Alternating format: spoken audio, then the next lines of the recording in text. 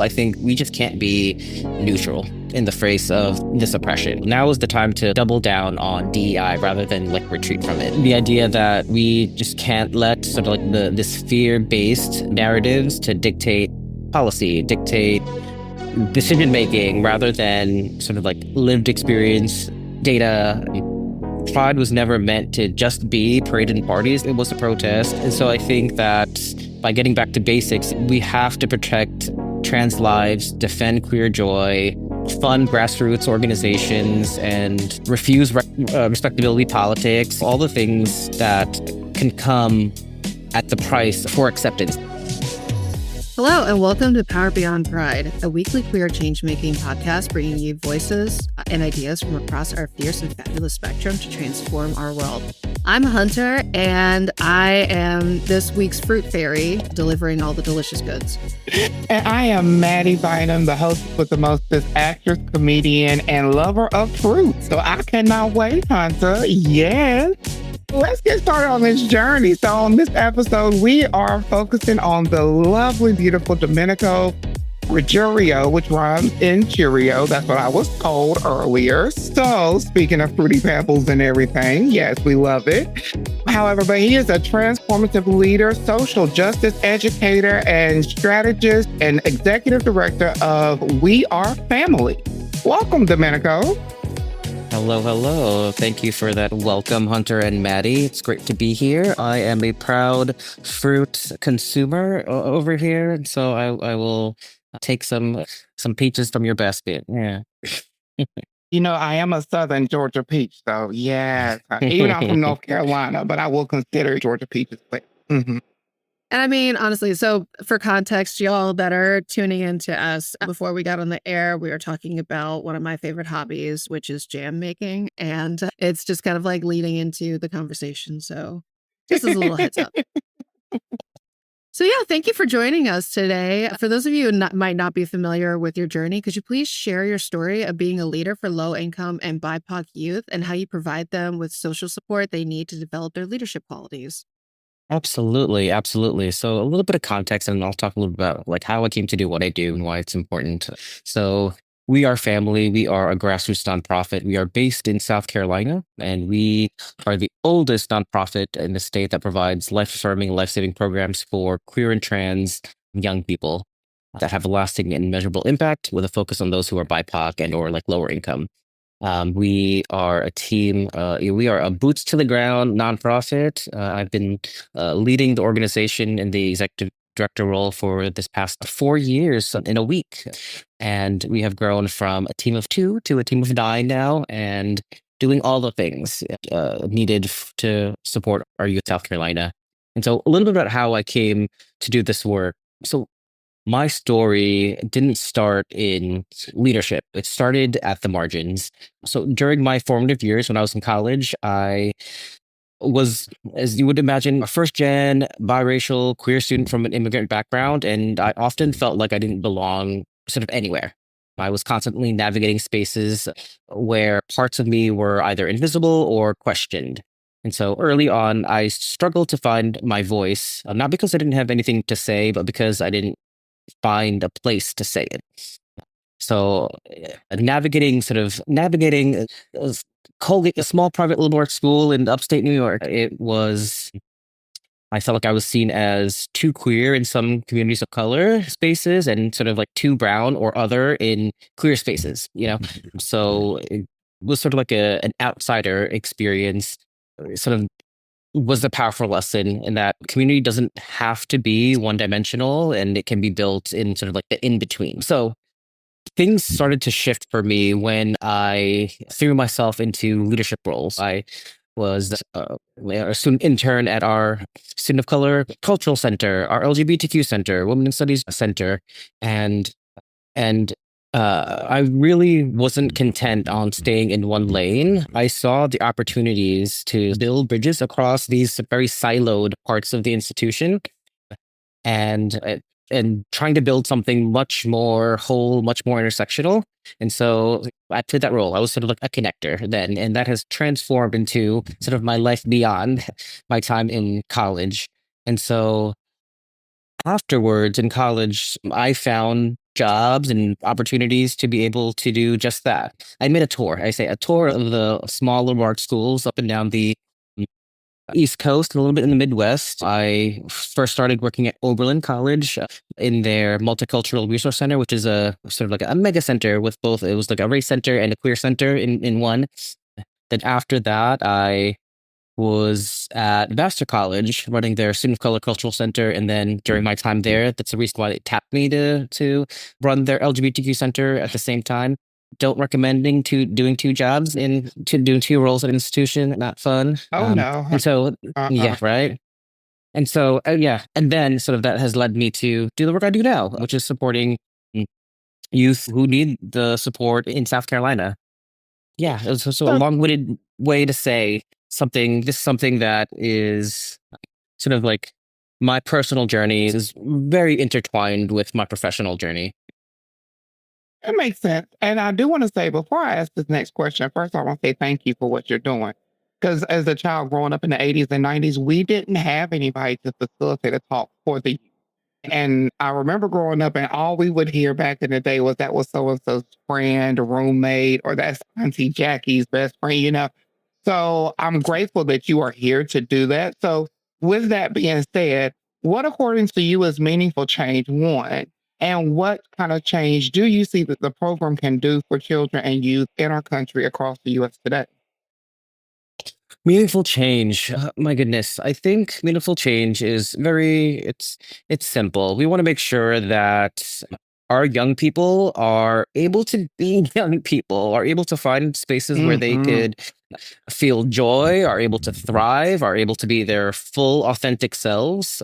I was raised on Long Island. I lost my Long Islandness years ago, but I think there, when I was in high school, there I worked with a local organization to create our GSA, which is like the queer club in high school.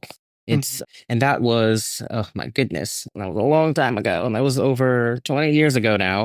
But we sort of doing this work in South Carolina. That is a big part of our work now in the state is sort of like those spectrum clubs, those queer clubs, the GSA clubs.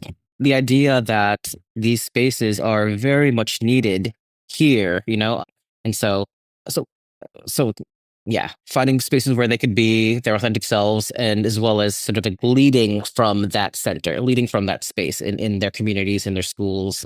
So there's that.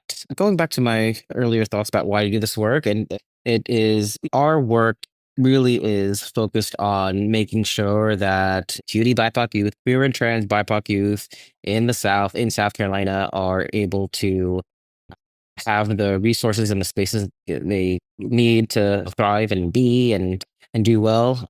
Our work is both direct services and making sure that our youth get the life-saving programs that they need, free therapy, emergency mutual aid, sort of, and then our life-affirming side is like the leadership development pieces, so they could lead their communities. And so that sort of that falls all under the understanding or the sense of urgency around sort of like intersectional liberation. So that is sort of like the answer to that is that is the goal. My leadership journey has never been separate from my identities. And in doing so, in sort of like building these bridges and imagining the possibilities, and it really encourages our young people and our youth to be able to create the spaces where they can lead from their full selves. We've been around for this year is our 30th year in the state, and so we've been around for 30 years, and it's really great to sort of see our alums, folks who graduated from our programs. We go up to the age of 24, so at that point, like young adults. It's really great to sort of see them do all of the things from being drag queens in the community to folks who are like now doctors and lawyers and whatever it would makes them thrive is just regardless of where you find yourselves, the idea that you are still sort of like an engaged citizen and you care about community in whatever way that makes sense for you. Yeah. So this next question feeds into what you just mentioned about the evolution of like how people are developing into who they are with their queerness and their identities being a part of that. How do you see the desire for change manifest in young people? Oh, desire to change manifest. Um, I think our youth are they don't put up with sort of like the bullshit in the same ways that we put up with the bullshit Hello. nowadays. Yeah. I they, think they don't. I think they're willing to call a spade and are not willing to compromise in the ways that I could talk about myself, in the ways that I've sort of had to compromise in terms of like my politic and what it means to be a professional and navigate the spaces that I navigate. There's always sort of like the moment where it's sort of like where is my limit to where my agency and where I feel like I don't need to compromise. Anyway, so our youth are very much more, they will not, in all the great ways, are not willing to put up with bullshit. They're very simple ways. They're not going to work the 80 hours a week jobs and getting paid just 20 hours. They are not willing to compromise on, I don't know, on if it's important for them to like work from home, like that's it, you know? And so there's that piece to where I think, and I would love to sort of see other grassroots organizations as well as funders and all of those institutions to be able to follow the leadership of the youth, of those most impacted in ways that they don't do necessarily now. Yeah. Okay. And that sounds wonderful, but I do say it right now. We do have to go for a quick break right now, Domenico and Hunter. But I want people to understand, first off, this is just our first break of many that's coming. I do promise y'all, but we are coming back and it's going to get juicy and juicier. So don't leave us. Stay with us and continue to listen to Power Beyond Pride, and we'll be right back.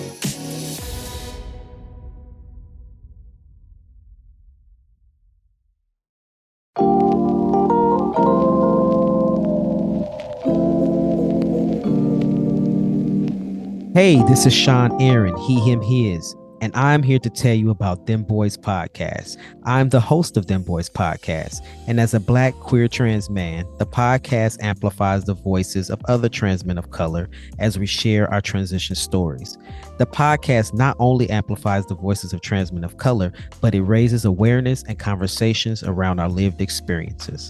You can listen to the podcast by going to themboys.org/podcast. That's DEMBOIS.org/podcast. I hope to have you join us on the next episode.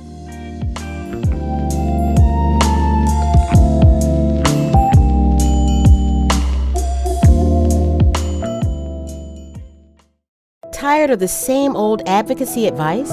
Get ready for a fresh perspective with The Idealist, the monthly newsletter from A Great Idea. We're the queer-owned agency that's been sparking change since 2015. Each month, The Idealist delivers a unique and inspiring approach to advocacy building straight from innovators across the country.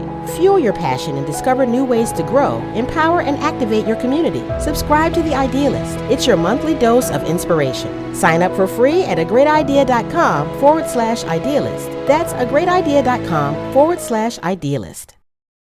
Welcome back.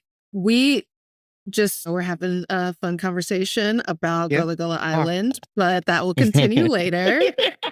Domenico, we are going to start with some more questions for you. Let's take it away. So, Domenico, in this current presidential administration and political climate, have y'all Mhm. suffered, your company that you work with, your group, have y'all suffered any cutbacks or are you having any pushback?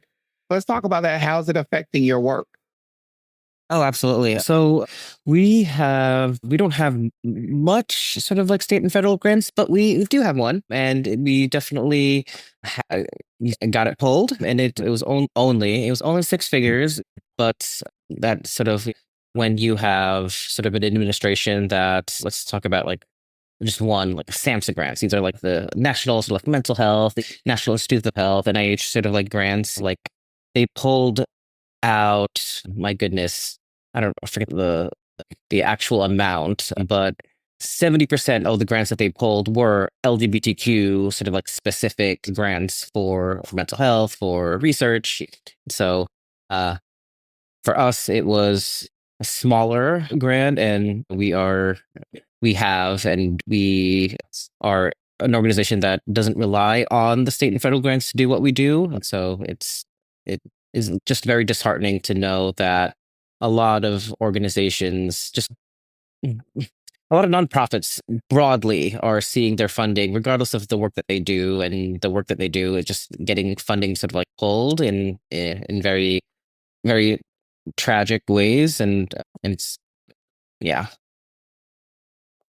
Yeah, it's crazy how they're pulling funding left and right, here, there, and everywhere. And it's just amazing to me how they're wanting to. I go back to when I was a child and it was the no child left behind type situation. Now I'm like, well, at this point, I think we just left everybody behind. Like at this point, we Mhm. have completely left the children, the mothers, Mhm. the fathers, the aunts, the uncles. Everybody has been left behind. And I'm just like, where do we go from here? Mhm. Like, how Mhm. do we even? I was talking to a friend over the weekend. I'm like, how do we get back to a better place from here? I'm Mhm. kind of scared because it's almost as if like the bridges that we need to lead us back are being burned as we speak. You know? Absolutely. The way I think about it is, I mean, it's not quite right because I feel like it's incomplete, but sort of like the pendulum sort of analogy. The Obama years, it swung this way. Now you see it like swing all the way to the other side, and clearly this is all our reaction to Trump and his MAGA people champion the birther, whatever. So like this is all pushback against sort of like this progress, pushback against DEI things. I think I think we're just living in an era of a like coordinated like erasure. If the folks in power now had their way, they would absolutely erase all things. And you see them doing that now, removing trans folks from the military, removing in South Carolina alone in this past year or two, we've seen this past legislative year, we've seen over 20 anti-LGBTQ bills coming through the state house. We've seen the attacks on DEI and inclusive education. We've Mhm. seen in the K-12 schools, we've seen banning of books, banning of sports for trans youth. We've seen barring access to medically necessary Mhm. care. And so I don't think it's not new, clearly, but it is a continuation of the backlash that has always followed the progress. It reminds me it also gives me pause in terms of realizing that Pride itself started off as a riot, a riot and a protest, and so I think this moment calls us to remember that. I feel you on that one. I definitely think that in this moment, it's just we have to just stay, I guess, vigilant in everything that we do. Yeah, I did want to go back towards, I guess, when we was talking about your journey earlier. What was a pivotal moment that really sticks out in your mind? I guess that you can go back to that really shaped who you are today in your activism journey. Absolutely. Ooh, I mean, within the past couple of years, I would say that working with the We Are Family Youth now, I think they have given me more than what I have ever sort of have given the organization in what I do. I think they have given me permission to sort of like name and own identities that I didn't have the framework or language to before then. And so parts of those were living my best gender non-conforming self and embracing sort of what it means to be ace and be part of the ace spectrum, things that I never thought that or I just one didn't have the language or framework, but also like just then giving me again permission and seeing them be and live authentically is has given me permission to do that too. So, in talking about that, you're also the co founder of Transformative Teaching Collective to promote social justice education. One of the many ways you are building towards the future. What made you start the Transformative Teaching Collective? Yeah, absolutely. So that was the Transformative Speech Club. That is sort of like a collective of folks who care deeply about social justice, about creating spaces for folks to be able to learn from each other, create spaces for dialogue. We started TTC right a couple of months after the Emmanuel 9 massacre here in Charleston. I think there was a moment where a bunch of us were looking at everybody sort of like holding hands on the bridge. Well, it's great to have that sort of like moment and that performative sort of we are one, we are healing. But it only goes so far. And so a bunch of us are saying like, okay, how do we be able to do any sort of work to be able to like dig a little deeper than the sort of like kumbaya sort of like moments. And so we created this organization and we started doing dialogue parties. It literally started on inviting two friends over to somebody's house, potluck style. People bring your wine, people bring a side dish, and we had dialogues around lots of different things, around specific identities, around specific topics, and just creating the space for folks to like talk real. And that has transformed us. And it's been, my gosh, it's 10 years. I think we're celebrating our 10th year of being around this year. And from doing that work, it really have transformed into, we just recently got a $500,000 contract with Santa Clara County in California, doing a trans train the trainer workshop out there for the county. So it really has become something that has grown beyond what any of us thought it would be. So what are some of the most in-demand workshops in TTC and why? I think anything that is around sort of like facilitation, like technical skills around facilitation, as well as any sort of train the trainer model. We've been sort of finding our niche doing that when it comes to both what it means to have a trans inclusive like workplace, to what it means to live your racial justice and values in your workplace. A lot of the work that our little niche has been sort of like the train the trainer model, as well as using facilitating dialogue as sort of like the tool to make that happen. Okay, and so as we go to break, I have a motto in life: you get what you ask for. So I have no problem asking for certain things, so that way we can always get everything we need. So as we go to break, real quick, what are some things that you think that you would need, or the movement that you are working with needs to continue to do the great things and to make a value in our? This is a big question. Going back to our earlier part of this conversation, I think that we just can't be sort of like meeting the moment we're at now. I think for our youth, for the community in general, I think we just can't be neutral in the face of this oppression. I think now for example, now is the time to double down on DEI rather than like retreat from it. And we sort of see a lot of institutions retreating real quickly from it.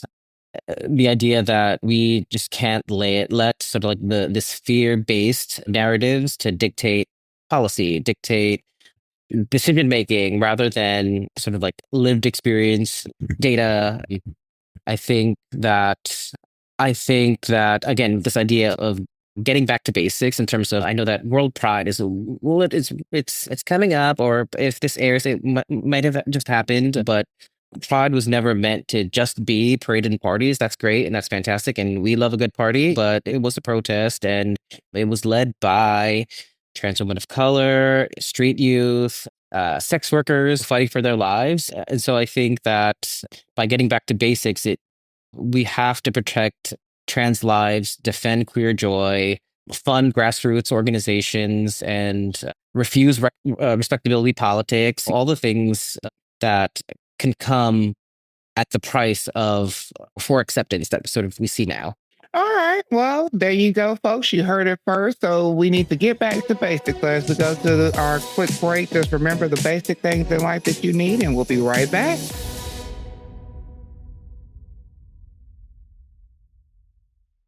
Your mission is vital. Let a great idea help you magnify its impact. As a queer-owned graphic design and digital development agency serving nonprofits, healthcare, and education nationwide since 2015, we're dedicated to growing, empowering, and activating your advocates.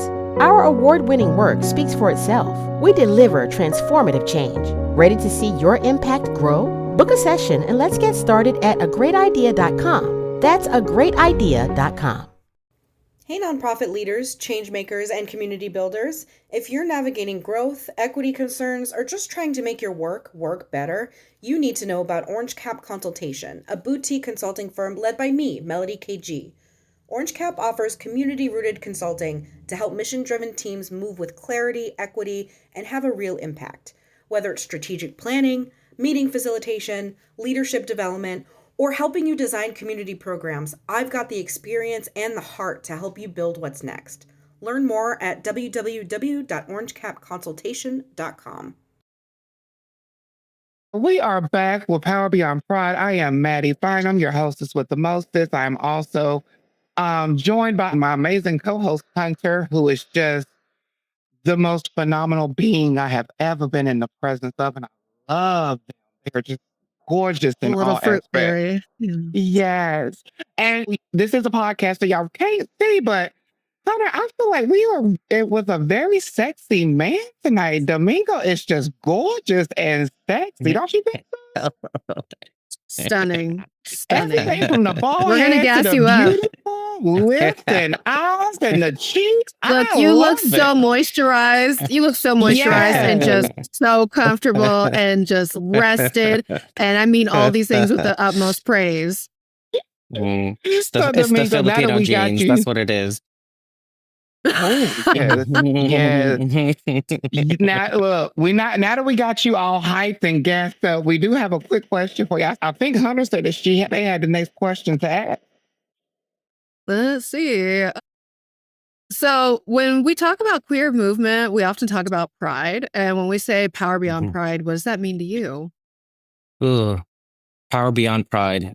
I think that for me sort of highlights the idea that power beyond pride, the idea that we no longer have the luxury to be sort of like static and lay in the background, live our little silo mentalities. I think Power Beyond Pride is it's like a call to action that folks got to be active. It's in whatever way that means for you. Folks got to be active. If you're an ally, you have to sort of ask yourself what you believe in and what you're willing to risk for the movement and for Pride. Yeah. Okay, sounds good. I love that answer. So now we're coming to my favorite part of the show. It's called the rapid fire round. I love it, Domenico, because you can't think about it. I just need the first thing that pops in your head. And whether it's G rated, X rated, or in the middle of between L rated, let's just put it there because the L word was a good show back in the day. Mhm. Just whatever pops in your head. And so Hunter's going to ask the first question, but the juicier the better. So let's go. Yeah. Okay. So let's see. I just want to make sure. This is where we ask you some questions and you don't get any time to think about it. You just have to give us the first answer that comes to your head. Are you ready for this? Yes, please. Okay. So, first question, what's your favorite way to spend a lazy Sunday aside from hanging out with us on an episode of Power Beyond Pride? I'm very much a sitting, lounging on the couch and just watching my shows, binge watching shows a whole season in a day or a weekend. Like that is my guilty pleasure. It is that's how it turned my brain off. Okay, so you stated earlier that you're from Long Island. So what does the long in Long Island stand for? The long in Long Island stands for how my goodness, how phallic the island is in New York, how fishy it also looks. So it's yeah. Okay now. Little fishy Long Island. Y'all better go on up there. I love it. So, this is definitely in no way related to that. If you could make the ultimate sandwich, what would be on it? Ooh, the ultimate sandwich. Well, I mean, first, Y'all, define sandwich. Are we talking about food or are we just talking about a good sandwich, if you know what I mean? I mean, we could do both. We could talk both. what comes to mind for me is, have y'all had Cubans before with the pressed Yes. panini and the Cubans, like with the pickles and the ham and the mustard? Like to me, is a Cuban is like the ultimate like yummy sandwich. Yeah. Love a good And so if you could be sandwiched between two of your favorite Okay. people, and it doesn't be, it can be X-rated, it could be anything G-rated to X-rated. If you could be sandwiched between your two favorite people, who would they be? Who would they be? Oh my goodness. Are they like, oh, okay. So I was gonna be, are they like two favorite people? One would be, I was gonna say, can they be, I was gonna say, can they be like a alive, a dead fictional character? I was gonna go down that route. I was like, oh, Mhm. maybe not. Whoever. You can Whomever, pick whoever. whomever. Okay.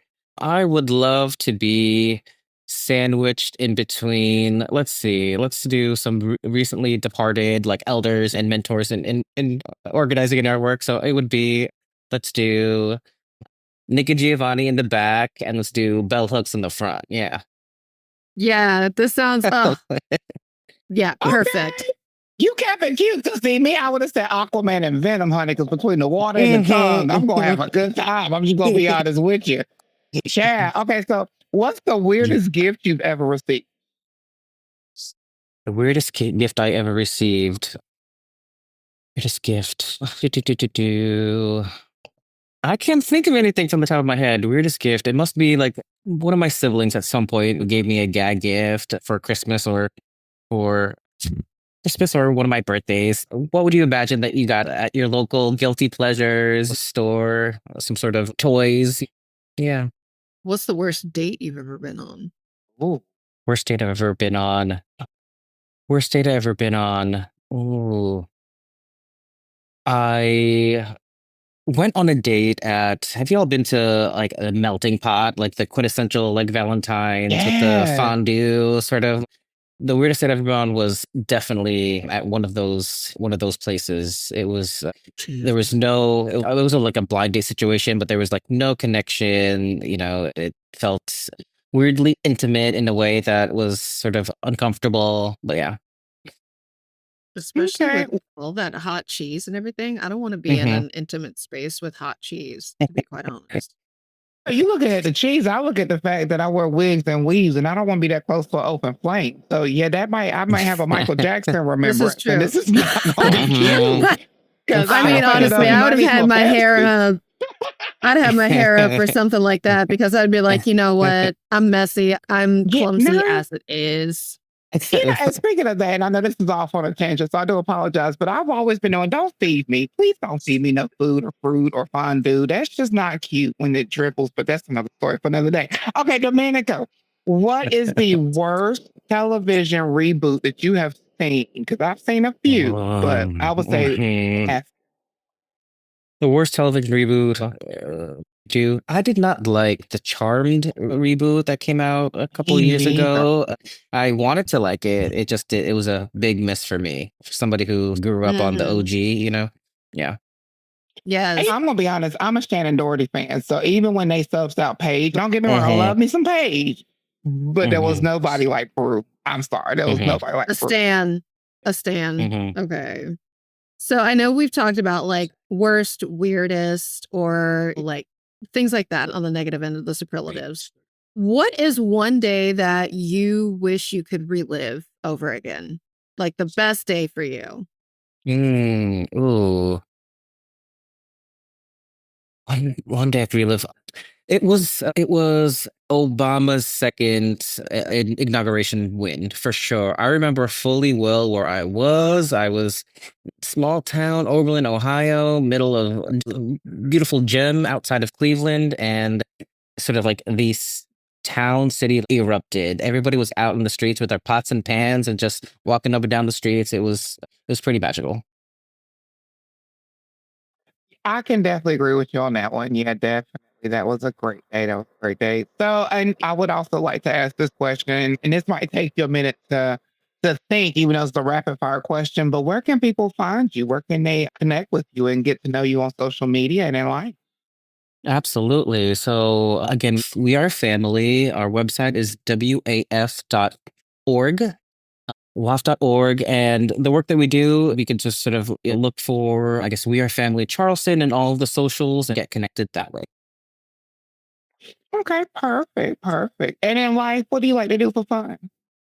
In life, what I do for fun, I am a true Gemini. I have far-reaching interests, and I like glittery, shiny things. And so I've been playing rugby. I'm part of the gay rugby league for over 10 years now. And that has been very fun and painful at the same time. My body cannot recover once as it used to. So that is a telltale sign that I've got 1 or 2 years of rugby left in me.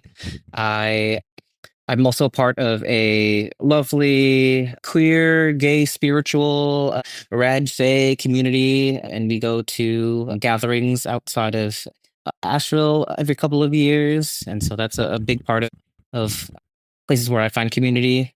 Yeah. Okay. Okay, well, Dominica, thank you so much for being here. We're out of time for the podcast, but I want to make sure first that we give you the space to tell folks about maybe some of the websites or some of the places that they can find you or the nonprofits that you are a part of. Yeah, thank you so much. Thank you for having me. I am one of those people where I only give myself like one social media platform because I know myself and I don't have the energy or time to have the upkeep with all of the things. So I'd love to share again the how you could find information about We Are Family and to learn more about the work that we do supporting youth in South Carolina. Visit waf.org or check out our work in all of our socials. If you look for We Are Family or We Are Family Charleston, you can find us that way. Would you like to share anything about the Transforming Collective? Oh, Transformative Teaching Collective? Sorry. Yeah, Yes. yeah. Absolutely. Yes. Transformativeteaching.coop, transformativeteaching.coop, and you could find information about our work through there. Okay. Well, once again, I want to say thank you. Like I said earlier in our show, thank you for creating a space that was not there for us when we were growing up and coming along. I thank you for making it safe for our younger children to just be able to be themselves and thrive and shine and raise and grace. And I thank you for gracing us with your presence. You are so handsome and sexy. I love it, baby. I've enjoyed my time with you this evening. Yes. Thank you for having me. Yeah. Anytime. And with all that gushing aside, my name is Mattie Bynum. I am one of your co-hosts here at Power Beyond Pride, letting you go on this queer journey along with us. You can follow me at Mattie Simone 737 on Instagram. You can also find me at Mattie Bynum on Facebook. And you will not find, well, no, you can find me on X. I just don't like to get on there too much because I'm more of a Y than an X person. But that's just who I am. You know?